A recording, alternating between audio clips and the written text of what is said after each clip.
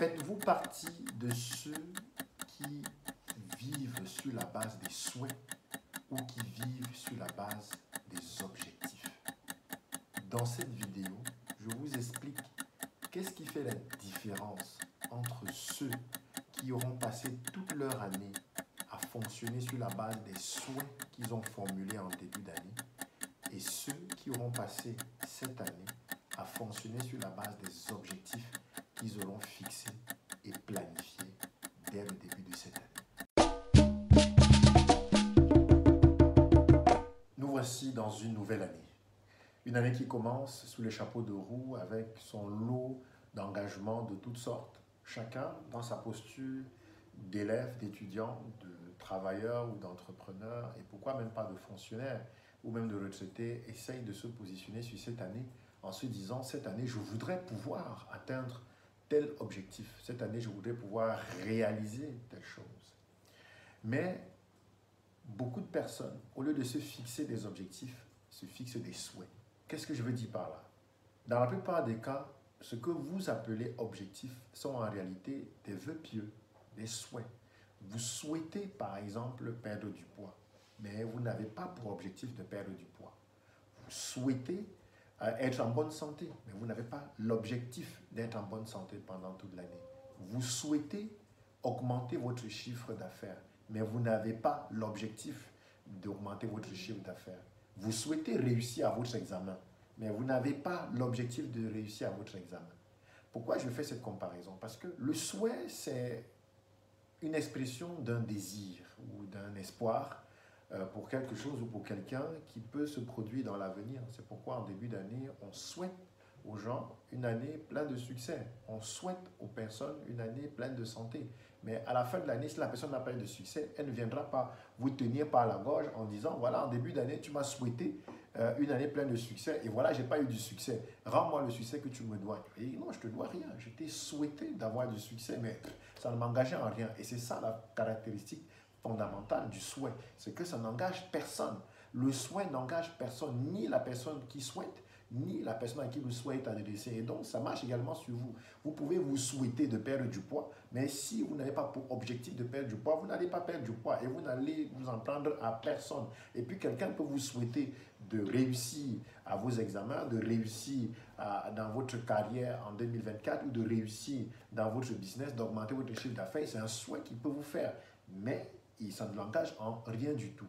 Et le souhait a aussi ceci de particulier que les souhaits ne sont pas nécessairement étayés par des actions concrètes ou par des plans détaillés. Vous voyez, c'est ça. On va vous souhaiter quelque chose, mais derrière, il n'y a pas une action concrète qu'il faut poser. Il n'y a pas un plan d'action pour atteindre le souhait, pour réaliser ce souhait.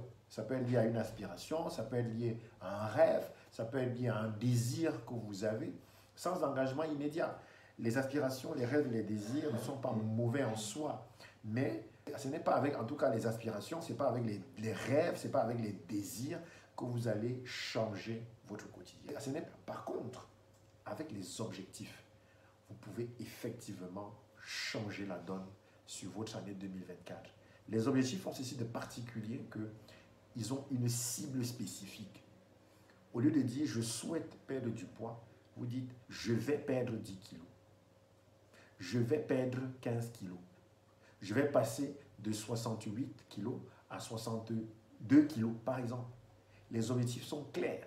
Je vais passer de 74 kilos à 64 kilos avant la fin du mois de juin. Donc, j'ai 6 mois. Et une fois que je me donne les 6 mois, je me dis, ah, pour perdre 12 kilos en 6 mois, ça veut dire que je dois perdre 2 kilos par mois. Qu'est-ce que je dois faire pour perdre 2 kilos chaque mois? Est-ce que je dois intervenir sur ma façon de manger? Est-ce que je dois intervenir sur mon activité physique?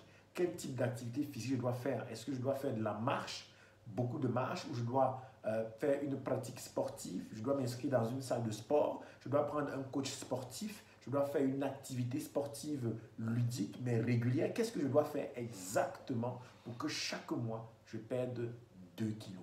Là, ce sont des objectifs. Et vous voyez que si vous regardez très bien la manière avec laquelle vous avez rédigé ce que vous appelez des objectifs, en réalité, ce sont des souhaits. Et c'est pourquoi d'ailleurs l'année dernière et l'année d'avant, vous ne les avez pas atteints parce que c'était des souhaits. Une fois que ce sont des souhaits, bah, ça ne vous engage en rien.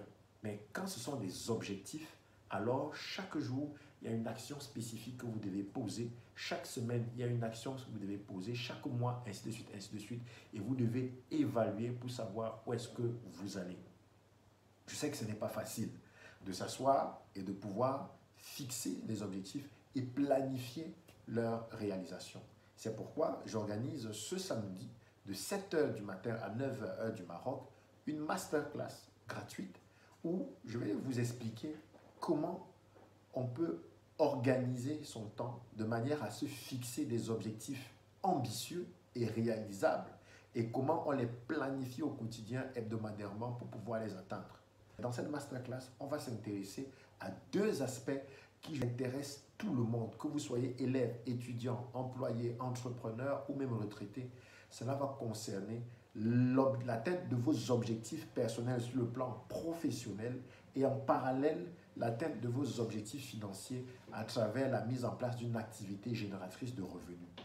Comment, en tant qu'étudiant, vous pouvez avoir l'objectif ambitieux de réussir votre année avec une moyenne de 15 sur 20, de 17 sur 20.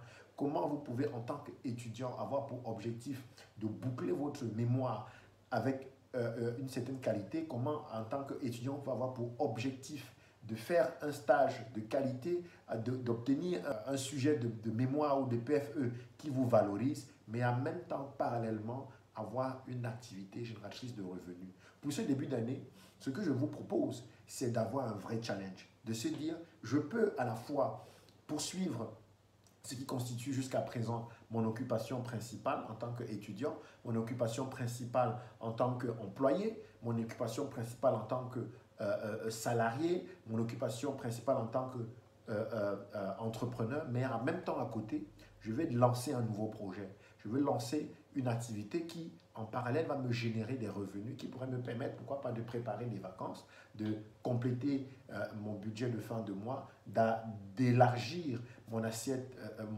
budgétaire pour le fonctionnement de ma famille ou pourquoi pas mettre de côté une épargne pour pouvoir investir sur quelque chose de plus ambitieux en 2025.